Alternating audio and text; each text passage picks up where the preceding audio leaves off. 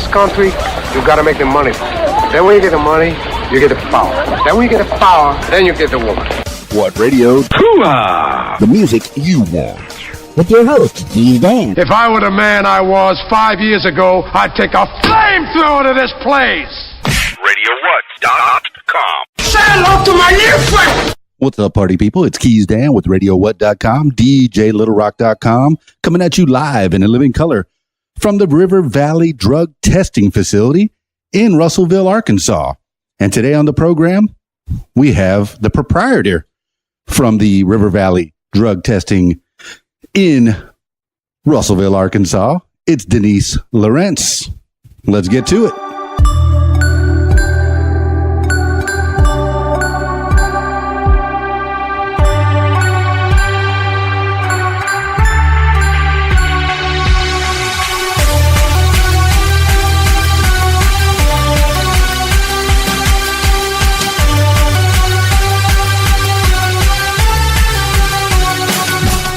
What's up, Denise Lorenz? Not much. What's up with you? You having a good... Today's absolutely gorgeous outside, by the way. You know, first of all, I want to apologize to you for being about, 20 minutes late. I was on I-40 getting here from Conway to Russellville, and I was stuck behind a wide load. One of those big, giant tanks. It's like a rectangular... It looks like a swimming pool that you would sink into the ground, and it would be perfect to be a swimming pool. So it's like some tank, and it was taking up both lanes of the highway.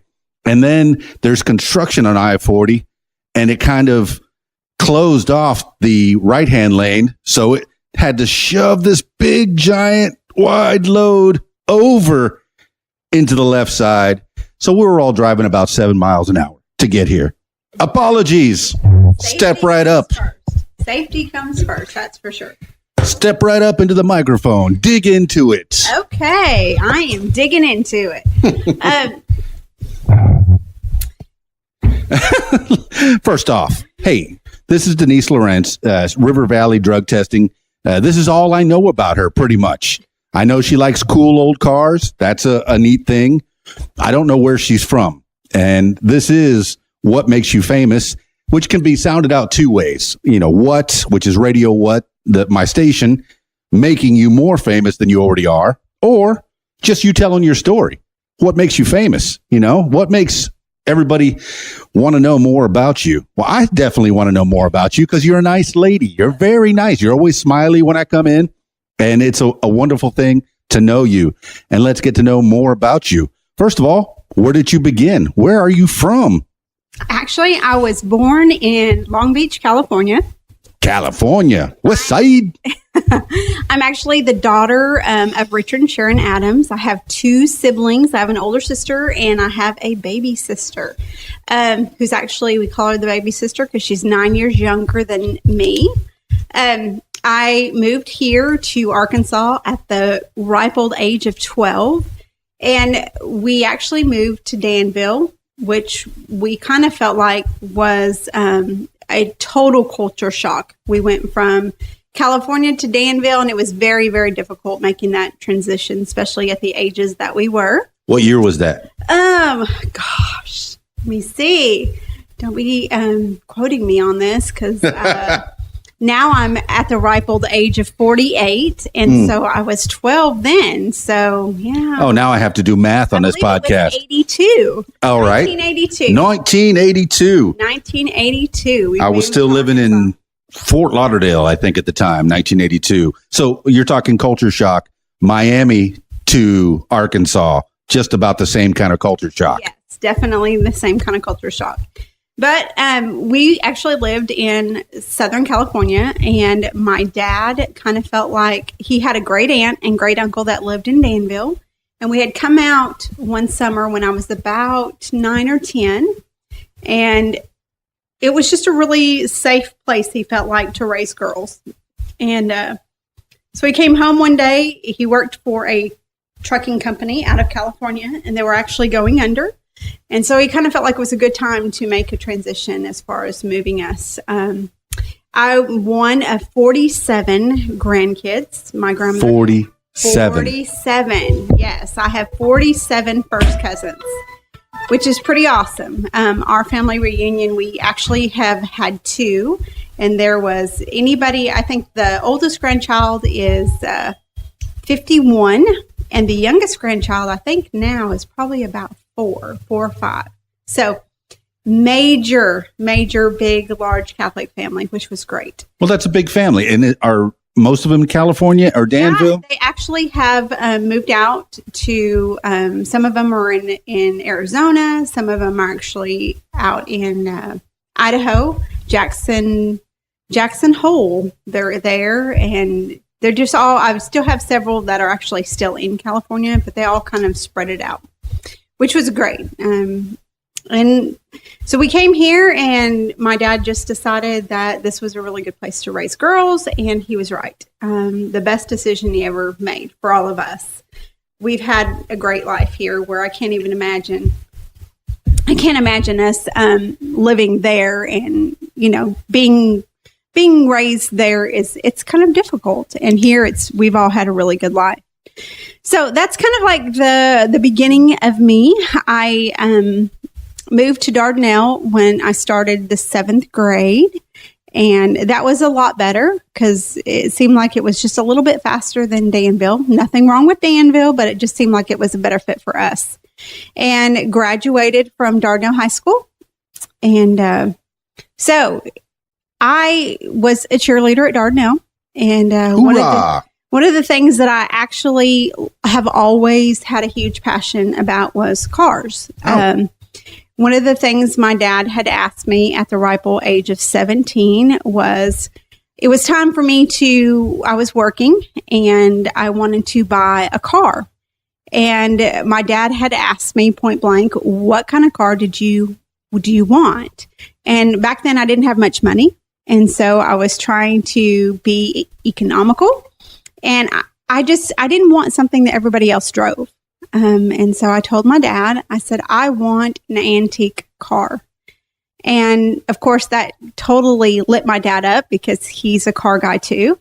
And he actually was a truck driver, and he found me a car in Searcy, Arkansas. Now, he was a truck driver. Did he drive a cool car too? No, antique? He drove a Volkswagen, actually, 1970 Volkswagen. Nothing wrong with a VW. That's a cool car. Not at all.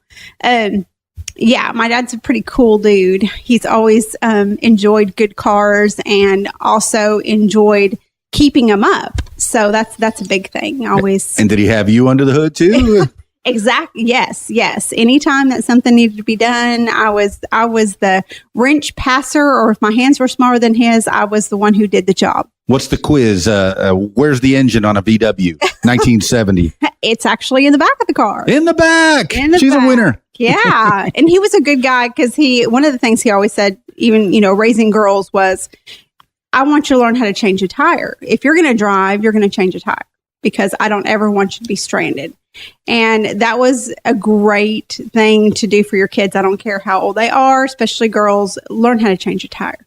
So that's what he did. In order for us to drive, we had to change a tire, and also learn how to check your oil, change your oil, all that stuff. So I think I was actually supposed to be a mechanic in another life, because I love it. I do.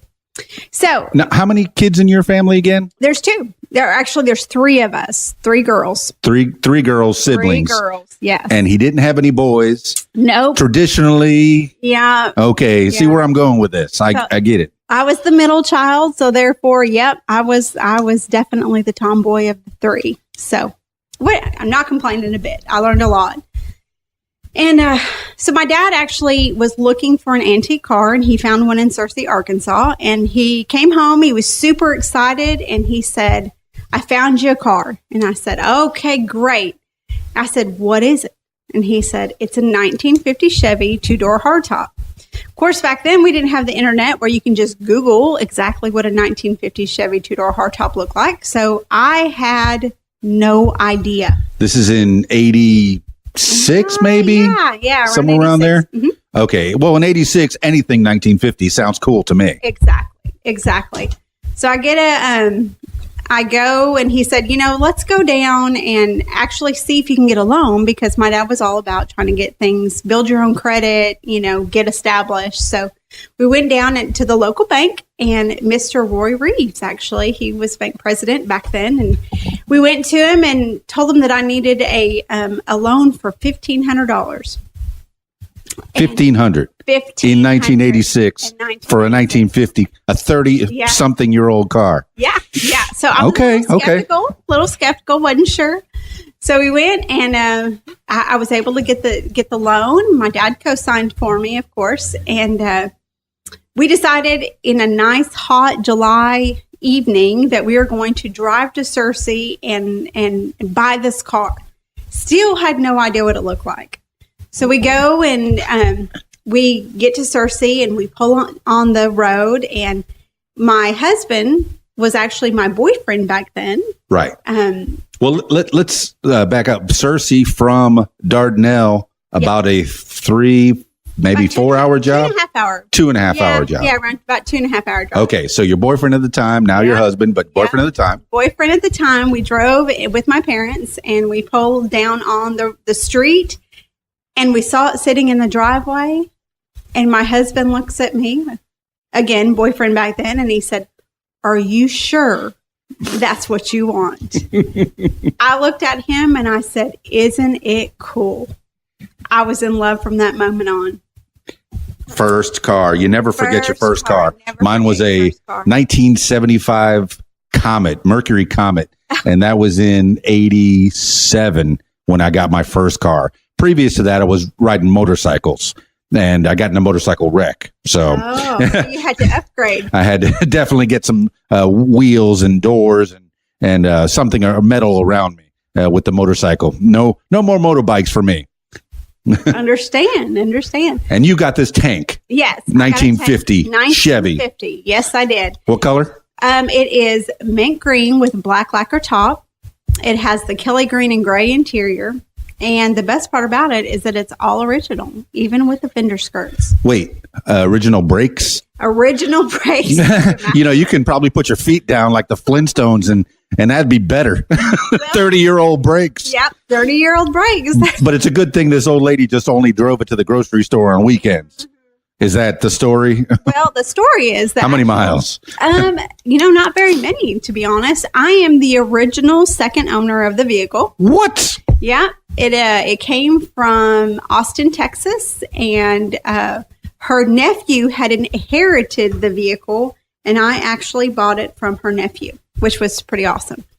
So we drove it. My dad told me, I looked at the vehicle and realized it was a 3-speed on the column.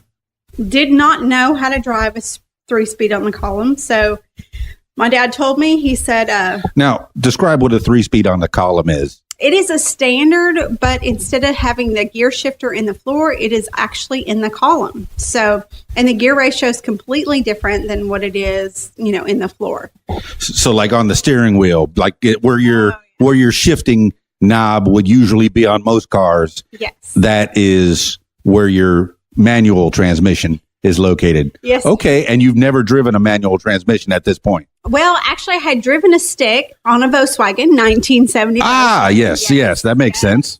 But I had never driven a 3-speed on the column. 3 on the tree. Yep, 3 on the tree. And so my dad told me, he said, if you can't drive it, then you can't buy it. That is correct. So we drove over to a gas station because it was very late that evening. And I said, show me how to drive it, Dad.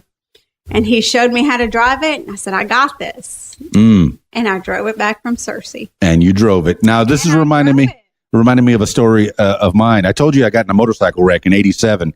And the settlement money, I went and I bought a Ford Mustang in 1988. Brand new.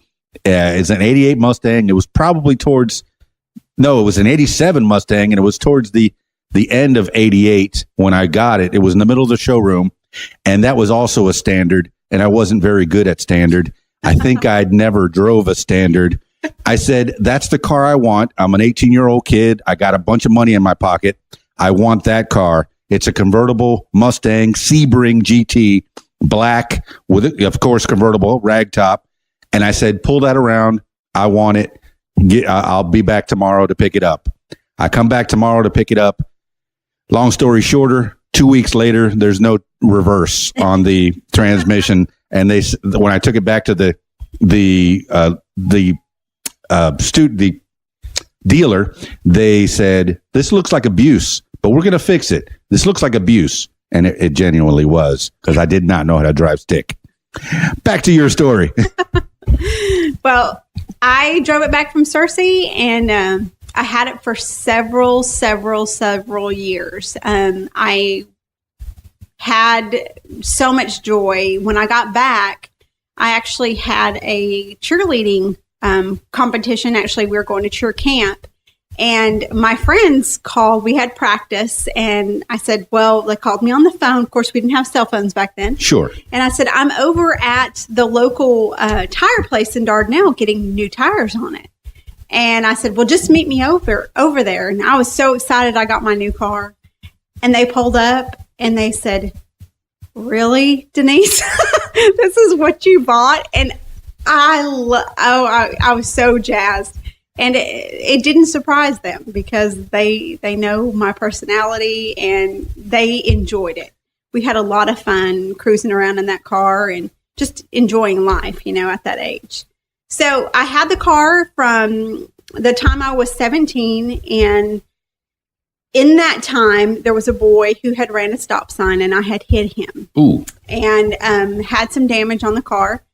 And my husband, I had already gotten married. What year was this? This was, I was probably 21 years ago.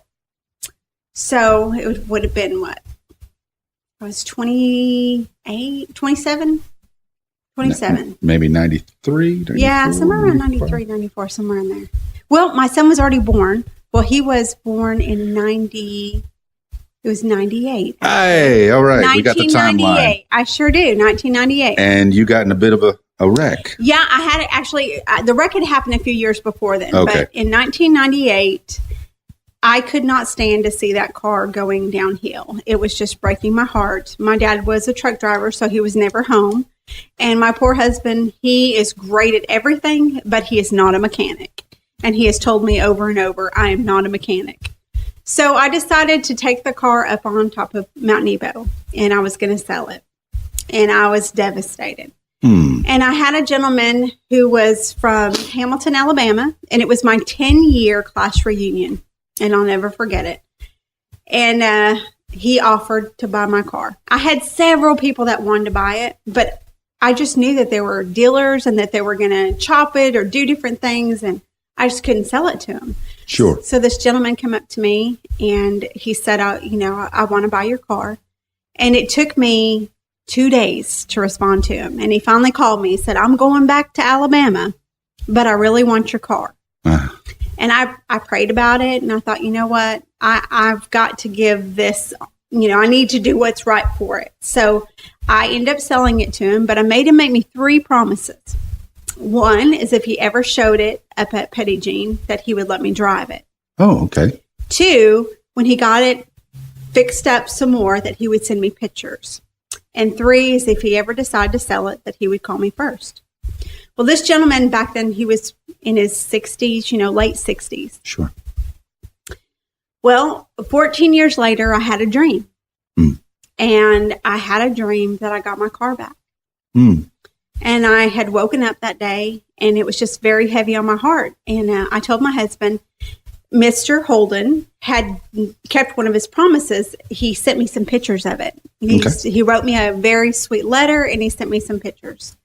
And I told myself, we had put it in a safe place, the letter, and my husband was going through some old papers, and we were burning some old tax stuff. And I said, Brent, when you go through those papers, look for that letter. And he found it. And we were driving up to Hot Springs one day, and I had a pad and a paper, and I just decided I'm writing him a letter. And mind you, he was in his late 60s. So this is 14 years later. I didn't know if he had passed or, what his status was. Now, you said he was living on top of Mount Nebo or Alabama? No, he was in Alabama. So he took it back to Alabama already. Oh, okay. Yes, sir. So he was in Hamilton, Alabama. So on my way up there, I just wrote him this letter. And I gave it to my husband to mail, and he mailed it on a Monday, and I'm sitting at work, and my phone rings. And I looked down at my phone, and it said Hamilton, Alabama. Oh. My heart went to my toes because I just didn't know. So I answered the phone, and I knew instantly it was Mr. Holden. And we talked for a while, and he said, now let's talk about a car. And my toes just went, my stomach went to my toes, and I said, let's talk about a car. And he said, do you want it back?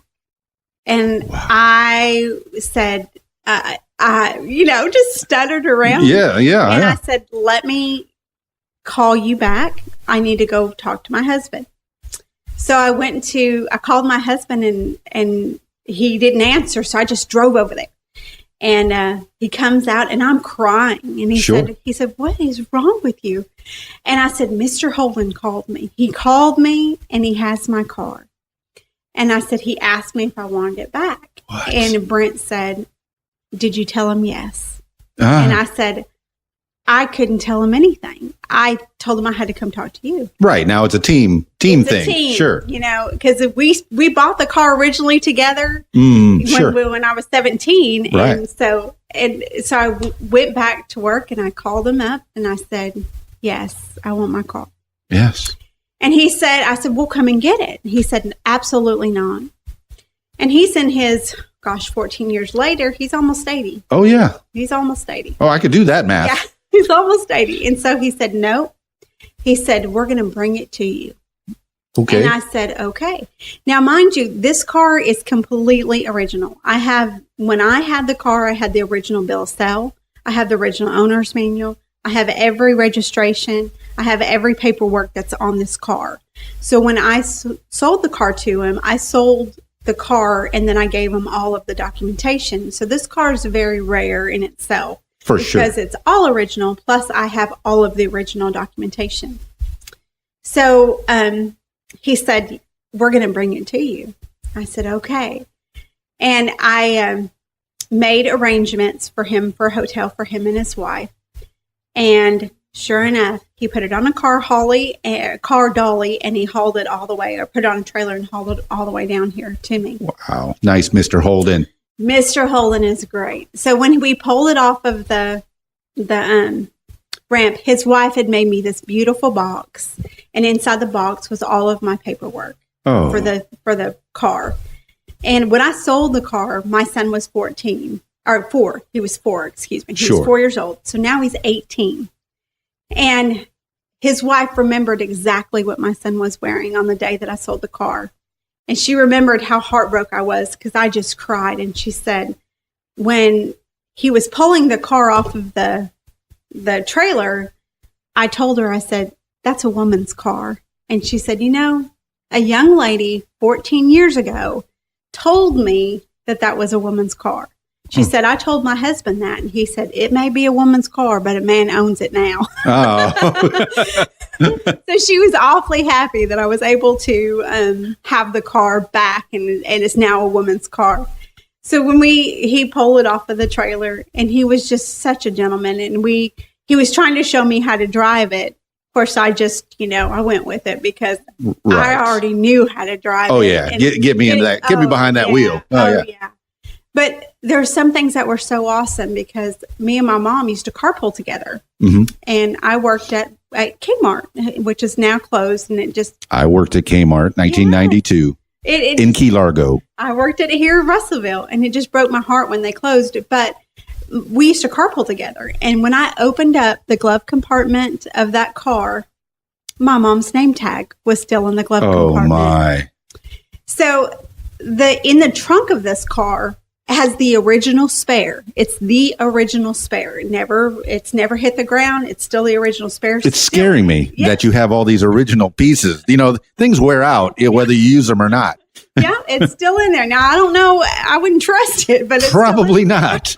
But the original mat. But what was so awesome is that my license plate that I had on the car was still in the trunk. Come on. No.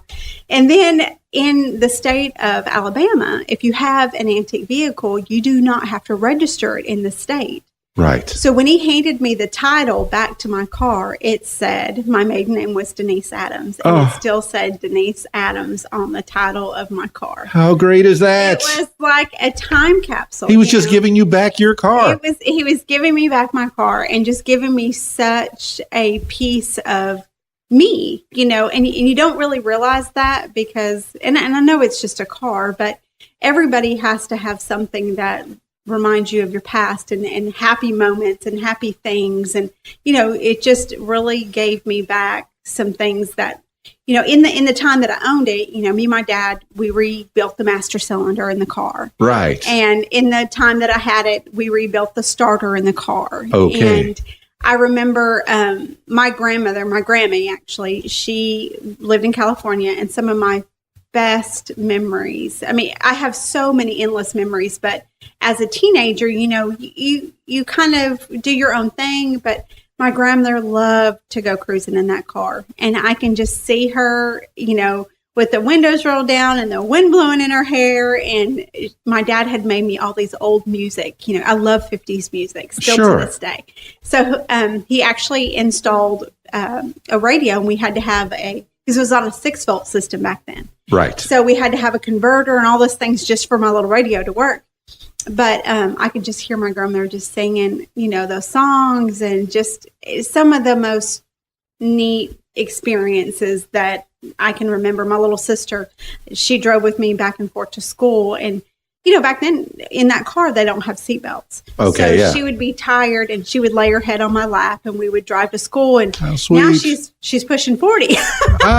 But it's really, really neat to be able to get something back like that. And, I feel like, people have dreams and they don't always come true, but I can honestly say that I had a dream and my dream came true. So, yeah. And that's, I actually did a commercial for my company with my old car, and people are like, oh, I love your car. I love your car. But they don't know the story about the car because the car means so much to me. Right. And they don't know the true story. And well, hopefully they listen to this and they find out the story behind the car. Yeah. Now, what I'm thinking of is back when you had your cheerleading friends, is this car is big enough. You probably could have fit the whole squad in and gone out for milkshakes. Oh, we did. We did. One funny story, it was a really cloudy day one day, and we are all, late for school, of course, and everybody that day seemed to have left their lights on. And there's a picture of me in my car, and my car was the only car that would start that day during lunch. And it was our senior year. So everybody piles into my car, and I got the biggest kick. And of course, we all just laughed because they have all these really nice new cars, and mine's the old one, and it was the only one that was running that day. Right. No electronics on this one. Yeah. And this is 80s. Well, if I graduated 86. So I graduated in 89. 89. Okay. Seventh grade. Okay. I'm just trying to do the math because you were from California to, okay. I get it. 1989. We bit the same dirt, I guess, in those times. The 80s were great. The 80s were great. But the 50s music is wonderful as well. Timeless. For sure. You can still enjoy it till this day. So, but that's actually, my car story. So that's just a little bit about me. But one of the things that people always ask me, like you said, I work at River Valley Drug Testing. I actually own the company, and people are always asking me, what made you, why did you, what made you want to have a drug testing company? Let's get into it. Well, I actually worked as a regional human resource manager for 23 years. And you know how there's things, I traveled a lot with my old job. And my best friend's husband had cancer, and he passed away at 47. And anytime that there is a tragic thing, you really take a good look at your life, and you realize that life is short. And I was barely home. From January to April, I was home 6 days total. So it kind of, made a huge impact on me. And watching my best friend go through losing her husband made me think, okay, life is really short. And I had done drug testing, of course, part of my job. And I dealt with a lot of different companies. Some were wonderful, some weren't so wonderful. And I just thought to myself, this is something I think I could do. And a weird story, I had one of the general managers, and out of the blue, you know how things just happen, and I think God has his hand in everything, but this was a God thing. I was at one of my facilities in Texarkana, and one of the general managers there, or one of the managers, he handed me some information about a drug testing company. And I thought, why in the world are you doing this? So when my best friend, she was going to quit her job, and I said, what are you going to do? And she said, I don't know.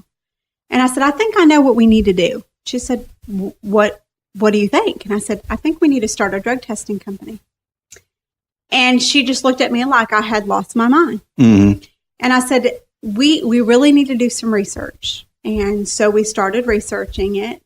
And I kept on saying to myself, okay, God, if this is not what I need, if this is not what I should be doing, give me some signs, because I'm looking for that red light, and I'm paying attention, and my eyes are open, and everything is, I'm looking. And if this isn't what I'm supposed to be doing, then give me something. And, there wasn't anything. There wasn't any red lights. There wasn't any, don't do this. And me and Sandra went on a trip, and we looked at a drug testing company, and we came back and we got 2 separate rooms. And she said, we need to think about this. She said, I'm going to stay in my room, and you stay in your room, and I'm going to pray about it, and you pray about it. And we're going to look at all the pros and cons, and we're going to meet for breakfast in the morning. Right. I said, okay. And we were actually in Kentucky. And I said, okay, sounds like a plan. And we came back together that next morning, and she looked at me and she said, you want to do this? I said, I want to do this. She said, we don't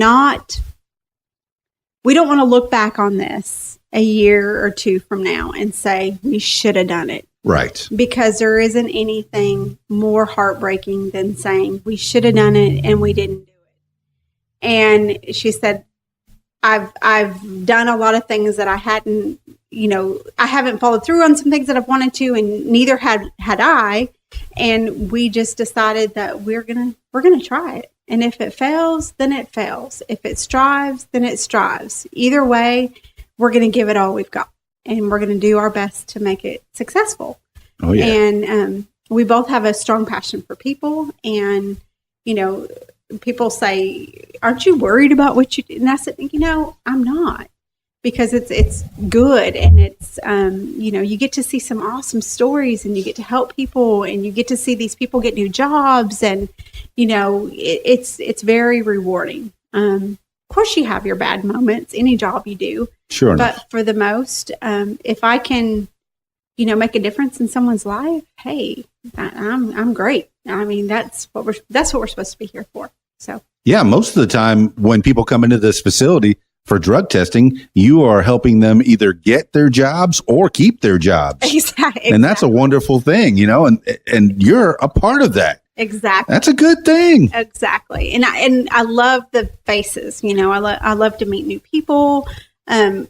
I do. I enjoy it. And we do some drug testing for students, and I absolutely love kids. I love going to the schools and testing kids, and it's very rewarding, and it's very, I think it's a great preventive thing for students to know that it's there and be educated and, hopefully make right choices, because that's what it's all about, is, being able to make good choices. Denise Lorenz, California girl, now in Russellville. And thank you for your story. I know more about you. I know about your car and about your drug testing. All right, time for shameless plugs. Tell them how to find you. Thank you very much. Have a great day. That's it? You're not going to tell them how to find you? How to find me. Okay. I'm on 216 North Knoxville here in Russellville, Arkansas at 72801. We'll be happy to help you anytime you need. For drug testing. Yeah. Yes. Give them the phone number. Okay. It is 479-435-7220. Now you can do the thank you. Have a nice day. Thank you. Have a nice day. Thank you, Denise Lorenz. Well, that was very nice. I learned a lot more about the lovely Miss Denise Lorenz of River Valley Drug Testing in Russellville, Arkansas. You can find her once again at 216 North Knoxville in Russellville, Arkansas.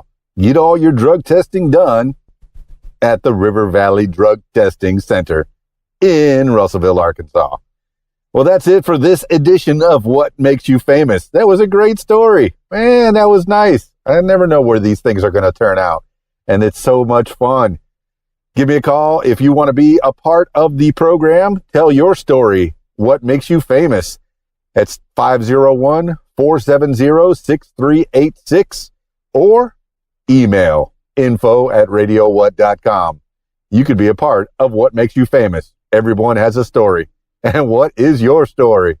I recently heard that in England, what's your story is a pretty bad thing. Usually it's only in context when a cop is asking you, what's your story? That's not the way it is over here in the United States, in the colonies, if you will. 501-470-6386. info@radiowhat.com. Keys Dan, radiowhat.com, djlittlerock.com. What makes you famous? Peace. I'm out of here. Radio What? The music you want. Hey guys, this is Shelly G with a fast fact. Beethoven was the first composer who never had an official court position, thus the first known freelance musician. Born in 1770, he grew up poor but published his first work at age 12. By age 20, he was famous. He often sold the same score to 6 or 7 different publishers simultaneously and demanded unreasonably large fees for the simplest work. He was short, stocky, dressed badly, didn't like to bathe, lived in squalor, used crude language, openly conducted affairs with married women, and had syphilis. Beethoven was deaf when he composed his 9th Symphony. Do you have a fast fact? Share it with us at Interactive Radio, radiowhat.com. Be on Radio What. Call 501-470-6386. Say your name, where you're from, and you're listening to What? The music you want is on radiowhat.com.